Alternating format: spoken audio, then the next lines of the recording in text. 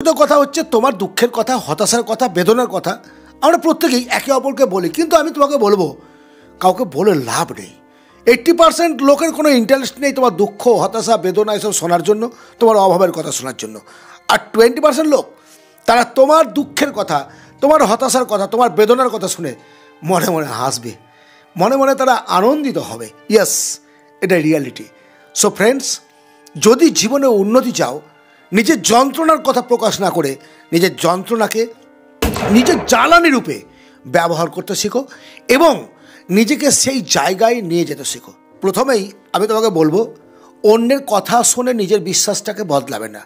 কেন এই কথাটা বললাম? দেখো, অনেকে বলবে আমাদের এই সমাজ তো বলার জন্য সকলে রেডি হয়ে আছে।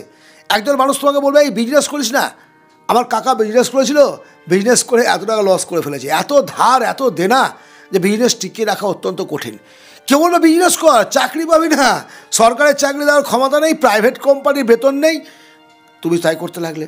কেউ বলবে শিপে ইনভেস্ট কর, ইন্টারেস্ট বেশি, কেউ বলবে সেভিংস অ্যাকাউন্টে টাকা রাখ, সিকিউর থাকবে, কেউ বলবে এফডি কর, কেউ বলবে আরডি কর, কেউ বলবে পোস্ট অফিসে টাকা রাখ। আর তুমি সেই মতো তোমার যে সিদ্ধান্ত সেটাকে বদলাতে থাকতো, তোমার বিচলিত হচ্ছ, তুমি বারবার ডিস্ট্র্যাক্ট হচ্ছ যে আমি কী করবো সেটা তুমি বুঝতে পারছো না। না, আমার বক্তব্য হচ্ছে তুমি যেটা চাও সেই সম্পর্কে তোমার নলেজটাকে বাড়াও, তোমার জ্ঞানটাকে বাড়াও, তোমার যে চিন্তা শক্তি, তোমার চিন্তা শক্তির সঙ্গে তুমি এবার যেটা চাও সেটাকে মেলাও, মিলিয়ে যেটা সিদ্ধান্ত নেওয়ার নিজে নাও। অন্যের শোনো, আমি শুনতে বারণ করছি না, অন্যের কথা শোনো, বোঝো এবং নিজের সিদ্ধান্ত অনুযায়ী কাজ করো।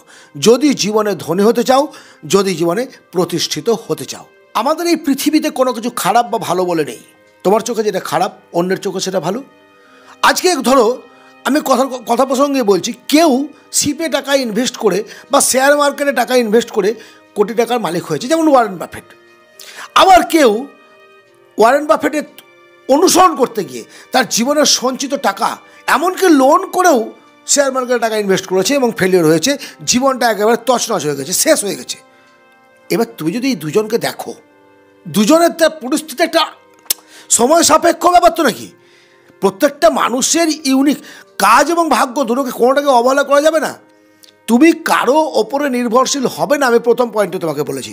দ্বিতীয় কথা হচ্ছে যে তুমি কখনোই কোনোটাকে চরম সত্য বা চরম মিথ্যে বলে মেনে নেবে না। কোটি কোটি মানুষের ভিড়ে কোটি কোটি মতবাদ ছড়িয়ে বেড়ায়, যেগুলো প্রত্যেকটা মানুষের ক্ষেত্রেই ঠিক এবং বেঠিক। কেউ বিজনেস করে ধনী হয়েছে, কেউ সার্ভিস করে ধনী হয়েছে, কেউ বা জমির দালালি করে, বেইমানি করে, 2 নম্বরি করে, চিটিংবাজি করে ধনী হয়েছে।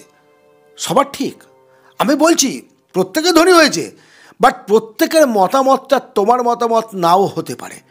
তুমি নিজেকে সেইভাবে তৈরি করো যেটা তুমি জানো, তুমি পারো, তুমি বোঝো, তোমার কন্ট্রোলে থাকবে। সেইভাবে অন্যের দ্বারা সম্পূর্ণরূপে কখনোই বারবার বলছি, অন্যের দ্বারা কখনো নিজেকে পরিচালনা করবে না। নিজের ভূত ভবিষ্যৎ, নিজের জীবন নিয়ে নিজে চিন্তা করতে শিখো। জীবনে যদি দাঁড়াতে চাও, তাহলে তোমাকে তোমার সিদ্ধান্ত নিতে হবে, তোমার কর্মটাকে ঠিকমতো করে যেতে হবে, কর্ম করে যেতে হবে। এই কর্ম প্রসঙ্গেই তোমাকে আর একটা পয়েন্ট আমি বলি। আমরা অনেকে দেখি এরা কাজ করতে শুরু করলাম, তো বিজনেস শুরু করলাম, কাপড়ের বিজনেস চলছে না, 2-3 বছর পরে ওই যে দোকানটা নিয়েছিলাম সেই দোকানে আমি স্টেশনারি গুডসের আইটেম ভরে দিলাম। কারণ আমি দেখেছি মসজিদের কাপড়ের দোকানটা ভালো চলছে, তার দেখা দেখি করেছিলাম। টুকুর স্টেশনারির দোকান ভালো চলছে, তার দেখা দেখি টুকুর স্টেশনারির দোকান আমি করে বসলাম।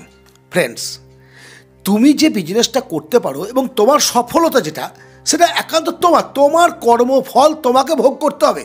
তোমার বুদ্ধিবৃত্তি, তোমার জ্ঞান, তোমার টাকা ইনভেস্ট করা, তোমার সমস্ত কিছু তোমার। তুমি কাউকে যদি অনুসরণ করতে যাও, ফেলিওর অবশ্যই তুমি ফেলিওর হবে। যদি জীবনে ফেলিওর হতে না চাও, নিজের মনের কথাটাকে শোনার চেষ্টা করো, মনের কথা চিন্তা করো।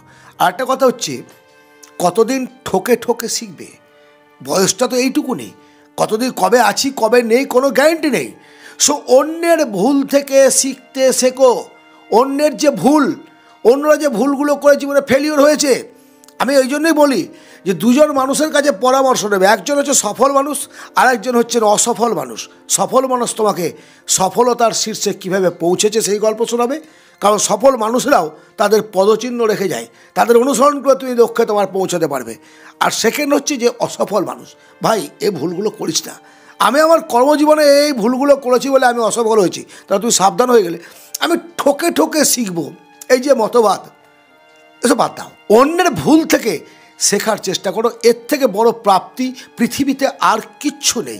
যত তাড়াতাড়ি পারো নিজেকে শুধরে নাও, নিজের কাজের প্রতি মনোনিবেশ করো। আমরা ধনী হব, বেশ ভালো কথা। ধনী মানে কি? কত টাকার মালিক তুমি হতে চাও, কটা বাড়ি চাও, কটা গাড়ি চাও, জানো কি তুমি? কত টাকা তোমার লক্ষ্য? 10 কোটি, 100 কোটি? লক্ষ্য নেই, ধনী হব। অদ্ভুত ব্যাপার। তুমি তোমার একটা লক্ষ্য তো রাখবে না। সারা জীবন গাধার মতো পরিশ্রম করছে, আমার 10 কোটি হয়ে গেল, তারপরে 20 কোটির জন্য পরিশ্রম করছি, 100 কোটির জন্য হয়ে গেল, আবার 200 কোটির জন্য পরিশ্রম করছি, গাধার মতো টাকার পেছনে ছুটবে। জীবনটাকে যদি উপভোগ করতে চাও, একটা লক্ষ্য স্থির করো। জীবনে ফাইন্যান্সিয়াল ফ্রিডম লাইফের জন্য কত টাকা প্রয়োজন, তোমার যে পরিবার টাকা আছে সেটাকে তুমি সুস্থভাবে রাখার জন্য কত টাকার দরকার আগে ঠিক করো। এবং সেই যে লক্ষ্যটা তুমি ঠিক করেছো, সেই লক্ষ্যে পৌঁছানোর পর তোমার জার্নিটাকে, তোমার গতিটাকে এবার কমাও। হার্ডওয়ার্ক করতে হবে, ততদিন হার্ডওয়ার্ক করতে হবে যতদিন তুমি তোমার লক্ষ্যে পৌঁছাওনি। তোমার যে তোমার যে স্বপ্ন, সেই স্বপ্ন অ্যাচিভ করতে পারোনি, ততদিন তুমি গরুর মতো পরিশ্রম করো। বাট তারপরে আরাম, তারপরে নিজের জীবনটাকে উপভোগ করা। এখন এই প্রসঙ্গে তোমরা অনেকেই আমাকে কমেন্ট করে বলবে, স্যার যখন বয়সটা শেষ হয়ে যায় তখন আরাম করো, কারণ সেই সময় ওষুধ লাগে না, সেই সময় তুমি ডিপেন্ডেবল নাও কারো ওপর। একটা বয়সের পর তোমাকে প্রত্যেকটা মানুষকে একটা বয়সের পরে একের অন্যের ওপরে নির্ভরশীল হতে হয়। এমনভাবে নিজেকে তৈরি করো যেন তোমাকে কারো ওপর নির্ভরশীল না হতে হয়। শেষ জীবনটা যেন সুখের হয়, আনন্দের হয়। শেষ জীবনটা যেন নিজের জন্য নিজে বাঁচতে পারো। নিজের ওষুধের টাকা, নিজের বাস করার জন্য খরচ, নিজের আনন্দ উপভোগ করার জন্য খরচ যেন ছেলের কাছে বা অন্যের কাছে হাত পেতে নিতে না হয়। ভুল করেও কখনো নিজেকে অন্যের সঙ্গে তুলনা করবে না। আমরা করি তো এটা, আমি কী করলাম, আমার অমুক বন্ধু, আমার অমুক এই সে, এত বড় বড় গাড়ি, এত বাড়ি দামি, সব কিছু করে নিল, আমি কিছুই করতে পারলাম না আমার জীবনের, কি করলাম আমি? না, কারোর সঙ্গে নিজের তুলনা করো না। তুমি তোমার মতো এই পৃথিবীতে আর অন্য কোনো মানুষ নেই। কেন বসতে চাও না জিনিসটা? তুমি নিজের সঙ্গে নিজের তুলনা করো যে গত 10 বছর আগে তুমি কেমন ছিলে, আজ কেমন আছো। যদি 10 বছর আগের তুমি আর আজকের তুমির মধ্যে অনেক পার্থক্য থাকে, নিজেকে ডেভেলপ করতে পেরেছো, তাহলে তুমি সঠিক রাস্তায় আছো, তুমি ঠিকভাবে চলো, তুমি তোমার লক্ষ্যে পৌঁছাবে।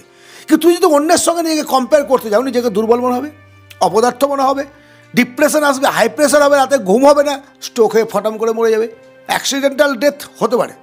কিন্তু ইচ্ছাকৃতভাবে আমরা মৃত্যুবরণ করি, সেটা হচ্ছে টেনশান থেকে। সেই টেনশান থেকে বাঁচতে গেলে নিজেকে অন্যের সঙ্গে কম্পেয়ার করা আজ থেকে ছাড়ো।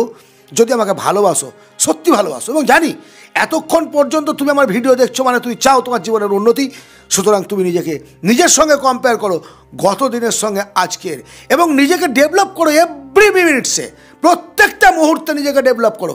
এই মুহূর্ত থেকে তুমি যেমন ছিলে তার থেকে আর একটু একটা ধাপ এগিয়ে যাও। প্রতিদিন বিন্দু বিন্দু করে নিজের ডেভেলপ করার চেষ্টা করো, দেখবে একটা সময় তুমি তোমার লক্ষ্যে পৌঁছাবে। পাওয়ার অফ কম্পাউন্ডিং সম্পর্কে আমরা জানি না, আর জানি না তাই উপভোগ করতে পারি না। যদি জীবনে ধনী হতে চাও, ইনকাম করলেই হবে না, ইনকামের পাশাপাশি টাকাটাকে ইউটিলাইজ করতে জানতে হবে। Savings and investment are not same, দুটো জিনিস আলাদা। ইনভেস্ট মানে হচ্ছে কম্পাউন্ডিং সিস্টেম, সেভিং মানে কিন্তু সিম্পল সিস্টেম। যদি জীবনে ধনী হতে চাও তোমাকে কম্পাউন্ডিং সিস্টেম বুঝতে হবে। এটা হচ্ছে কম্পাউন্ডিং সিস্টেম। কম্পাউন্ডিং সিস্টেম যদি না থাকতো, ওয়ারেন বাফেট ধনী হতে পারতো না। ওয়ারেন বাফেট লাস্ট জীবনে এসে ধনী হয়েছিল কেন? কারণটা হচ্ছে কম্পাউন্ডিং সিস্টেম।